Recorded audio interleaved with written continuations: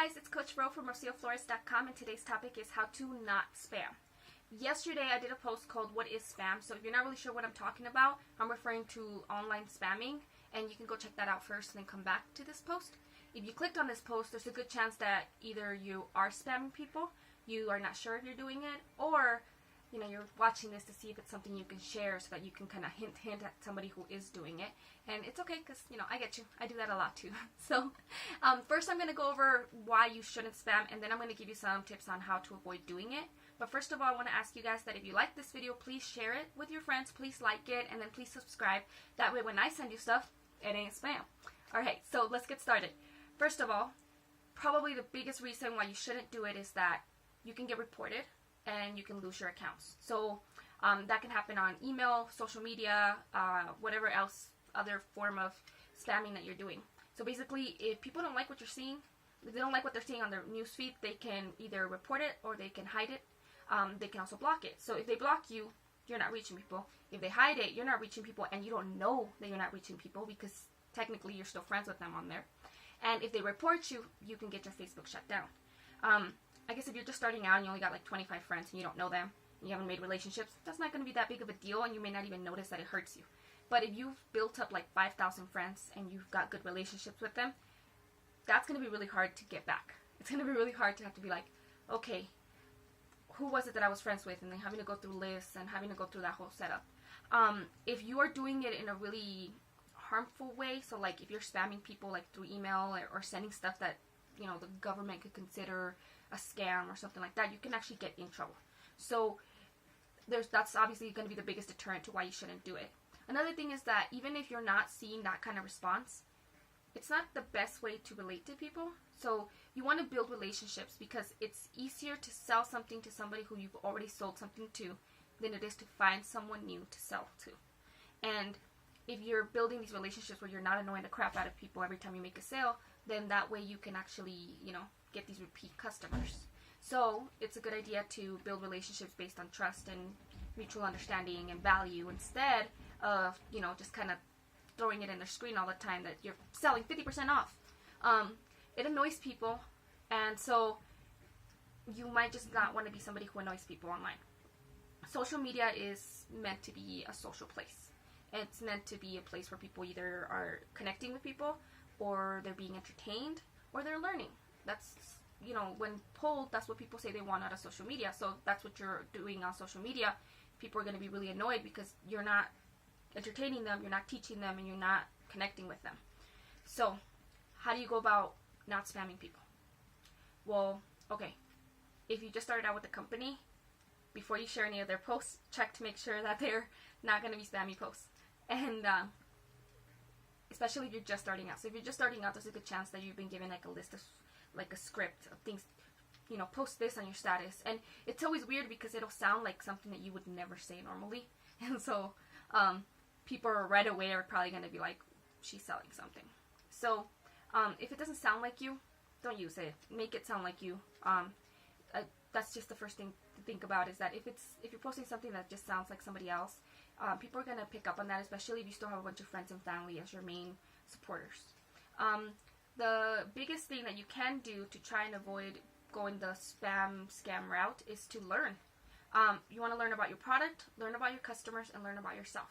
So the reason you want to learn about your product is because you want to know what the product does, how it works, who it can help, who it can't help, what its challenges and issues and things that people might ask you about it, because nothing is perfect, and if you pretend it is, somebody's going to show you it's not.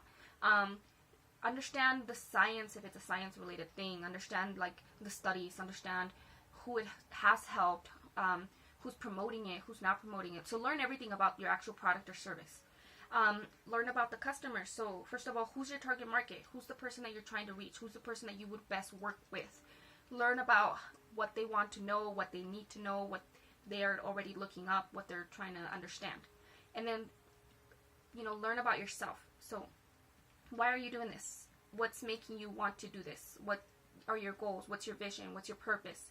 And share that. That's what you want people to relate to. That's how you want them to know who you are. So all of this, what it does is it ups your credibility, so that you don't look like just just another salesman. You look like somebody who's providing service and a value. there's this, and I can't remember the name of the person who came up with it, but it's called Invest, Learn, Teach. So it's ILT marketing, and it's basically content marketing. So what you do is you invest in something, so like a book, and then you learn from it, and you learn from that book, and you learn new things to teach people. You teach those things, and that's your content that you share with your people, and that's a way to give value instead of just showing people that, oh, this lotion's 50% off. Instead of showing people why this lotion's 50% off and why they should buy it because it's 50% off, maybe talk to them about the benefits of using this lotion starting at the age of 30 and how it can make people look better, blah, blah, blah, right?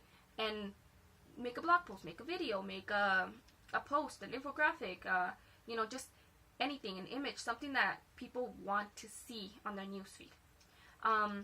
This will give you credibility. It'll give you posture in your business. It'll just make you look like somebody who knows what they're talking about, somebody who cares about people and what they need, and that attracts people. That makes people want to go to that person and be like, I like you, I want to work with you, I want to buy from you, instead of just a store page that's just sharing 50% discounts.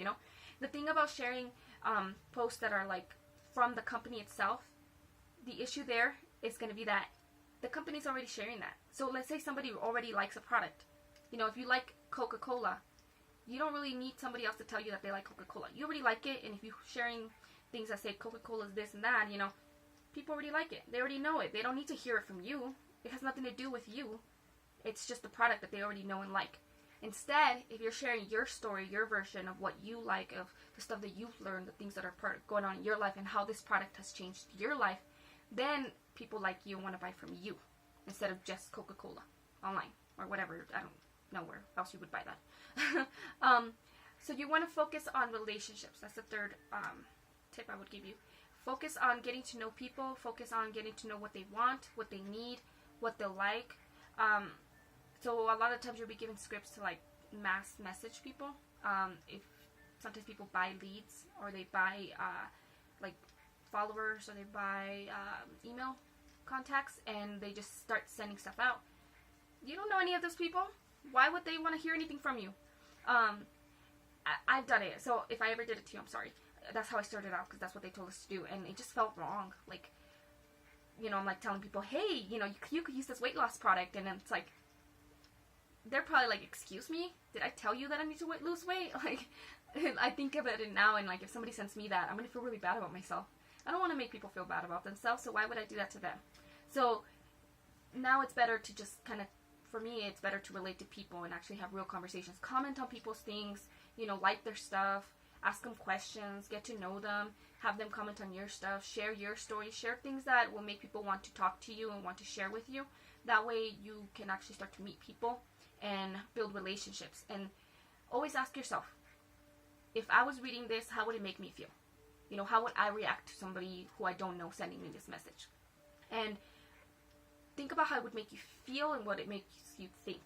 Because let's say you push through a person after 10 messages and they finally respond to you, and you might get a sale, or that person might be trying to get you to leave them alone. So just think about how it actually impacts the person that you're trying to reach. Another tip is to be open and be honest. You don't have to say that your product is perfect, because chances are it's not. It's not a thing. Nothing's perfect. And so it's good to just say, look, these are the positive things, these are the negative things. Be okay with saying, like, well, I've been able to do this with this, but I'm still struggling with this. It's okay to not be perfect online. People like that more. They want to see real people. That's kind of the whole premise of this online social media marketing kind of world, is that it's a new way to connect with people that's not through commercials on TV, where they have to try and portray everything as like this perfection. And so just be yourself, be honest, be open, be informative. Choose that over trying to just make the sale. So another thing that I was taught, and I can't remember who anymore, because it was a long time ago, but they said to basically think of it this way. So like, if you're going to send out, because at some point you do want to bring up that you're having a sale, that you're having a discount, that you are selling a product. So you want to do value sale, right? So for every certain amount of posts that are just value, just you sharing yourself, just sharing information, sharing content, things that are normal, then you do one post that's about a sale or something like that. That way, you're not bombarding people. Same goes with email. Same goes with your messaging lists. All of it. You know, you don't want to send 10 discount ones. First of all, you're sending it through email. It's probably just going straight to spam. And if it's on Facebook, people are just going to be annoyed by it. They're not going to care. So every now and then, you do want to bring that stuff up, but you don't want to do it all the time. And then my biggest pet peeve, and the one that I think everyone should never do, don't add people to groups. Oh my God, nobody likes that. Don't tag people on big giant posts that they didn't ask to be tagged in or had anything to do with them. Don't mass message or mass email people.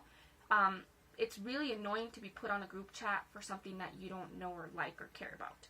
Especially when like all the messages are coming through for, you know, the other people are responding. It's really, really annoying. People don't like that. Getting added to a group and all of a sudden you have like 20 notifications from something that you're not even sure what you're in, and now you can't even find the group to get yourself out of it. That's annoying. The people don't like that. And you gotta understand that you're not the only one doing it.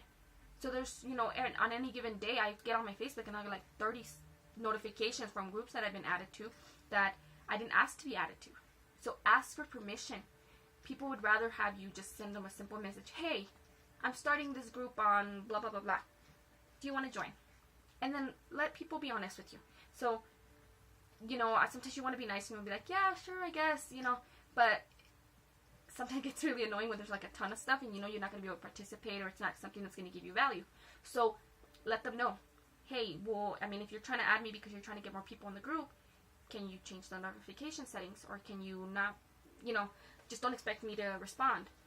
Same goes with like tags. Sometimes people want to tag in like a massive post and you get all the comments, all of those notifications. That gets really annoying too, especially when it's something that you're not involved in. So I understand sometimes you want to get a bunch of people to look at your post, but tagging 64 people isn't going to help, because first of all, people, they're probably going to ignore it because they're like, well, this has nothing to do with me.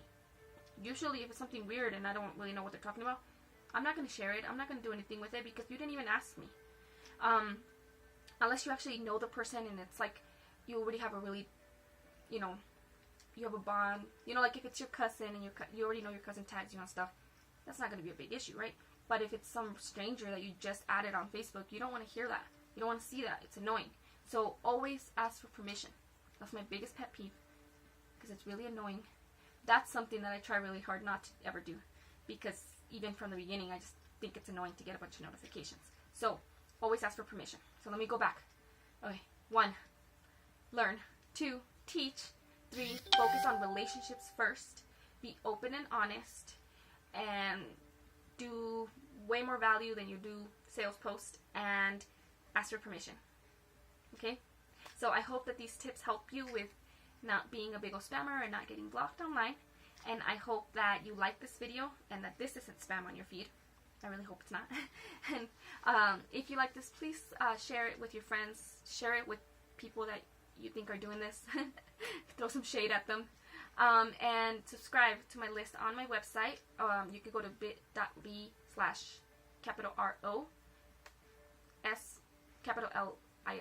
for Rose List. And if you subscribe, you actually get an email with like 5 different pieces of content that you can have for free. So it's you get a planner, you get several different books that I've written that have information that you might like. So they're freebies and I give them away to everybody who subscribes. So make sure you do that. And again, thank you guys so much for watching this video, and I hope you have a wonderful, wonderful, wonderful, blessed day. Goodbye.